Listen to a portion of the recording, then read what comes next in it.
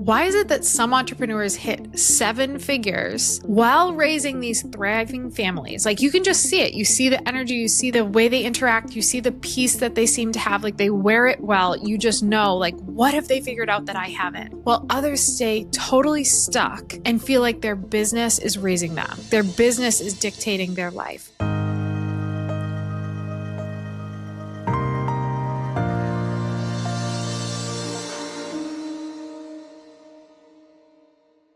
The difference from a business strategist perspective is their schedule. Now, that's a way oversimplification, but I want to keep this video to the point. I really want to make an impact on you today. It's not in the way you think. I'm not talking about color-coded Google calendars or 47 productivity hacks. I'm talking about a way of structuring your time that actually multiplies your business and your presence at home.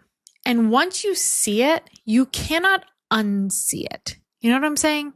I'm Liz Hartke. I'm a mom of 6 kiddos. We homeschool, and I'm the strategist that gets brought in for successful family first founders who are ready to break into their big next, like what's really calling them, and help you become the leader you're called to be so your business gives more than it takes. I think most founders are chained to urgency. And I can speak to this because this was kind of a battle I've faced over the years. Their schedule isn't designed, it's dictated. Right? Every ping, every email, every fire that needs to be put out, it just steals their focus. And because of it, they confuse being busy with being productive. And I even hesitate to use the word productive because you can be really productive, but it doesn't necessarily mean you're even being profitable. So the premise is that they're sprinting from task to task while their vision or their family or their legacy is just sitting on the sidelines waiting for them to realize the ball that's being dropped. And here's the part that I feel like so few people are willing to say out loud. If your calendar is built around everybody else's priorities and everybody else's urgencies, you can't expect to build the life that God is actually calling you to as an entrepreneur. You're managing chaos instead of creating impact. And it's one of the greatest missed opportunities you could face as a business owner. So the shift is a $1 million schedule that doesn't start with tasks. It starts with what actually multiplies your capacity as a leader and protects what matters most. I've had multiple children, right? I remember my mother-in-law loves to remind me of this picture. I don't recall it, but I trust her. I'm sitting there and I'm brushing my teeth holding my 1-year-old. It's when we had our first baby only. And I was like so proud of myself that I was able to brush my teeth with one hand and hold a kid with another.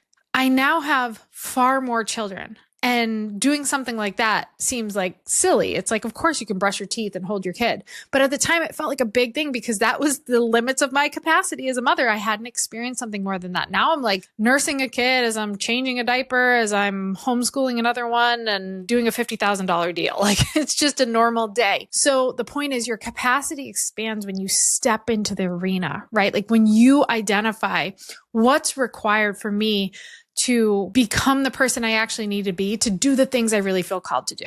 And it's not focused on enough, right? Like we focus so much on scaling the business, but not scaling ourselves to that point of possibility and leadership. So I want to show you 4 parts of my $1 million schedule. I have multiple parts, but I want to talk real quick about 4 of them in specific. And the first is the $1 million morning. And this isn't about waking up at 5 a.m. to crush emails. It's about starting with vision and health and prayer and the things to just get me right as an entrepreneur. We also call this the intentional CEO block in our visionary CEO schedule that we use with our highest level clients. And it's just grounding yourself before the world grabs you. It's setting that intention, not in a manifestation way, but in a clear way of like, this is who I need to be today to handle what's about to be thrown at me so that I can live into the prayer that I've had so that I don't get steamrolled by my own goals and ideas and things that I want to accomplish. So when you align things first, you're leading from clarity instead of reaction, from clarity and focus instead of chaos. So the other thing that I do is I block strategy before tasks. We work ourselves from 30,000 feet down to 10,000 feet, and then we're able to put our feet on the ground and get the work done. So most people fill their calendars with meetings and to-dos, and then they try to squeeze in the strategy when they have capacity, or worse, they try to outsource it. That's the wrong order. Your calendar should block big picture leadership work first because only you can do it. This isn't something you can hand off. casting vision, building offers, iterating, innovating, mentoring your team, and then you fit the necessary tasks around it if stuff is still, stuck on your plate. The other thing I do that I didn't used to do is pre-plan family rhythms. A lot of people will ask, like, how do you guys homeschool and run a business? Welcome to the circus. Let's start there. But secondarily, we get really counterculture. Like, I block time for the things that I want to preserve and codify into our family rhythm.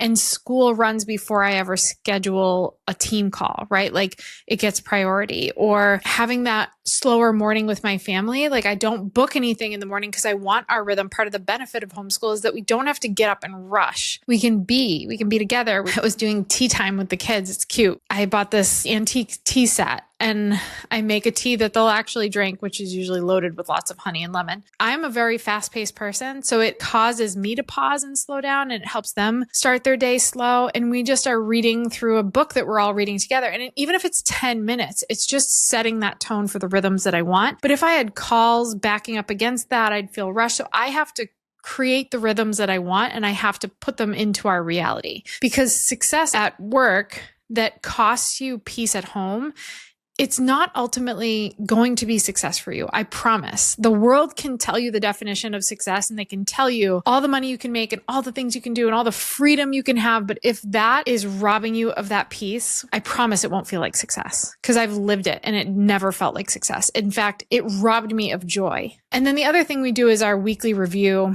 just kind of our ritual each week. And at the end of each week, I sit with my planner and I just ask myself some simple questions. Did this schedule this week serve the vision, or drain it, or drain me? And that simple reflection is what keeps me building for legacy instead of autopilot.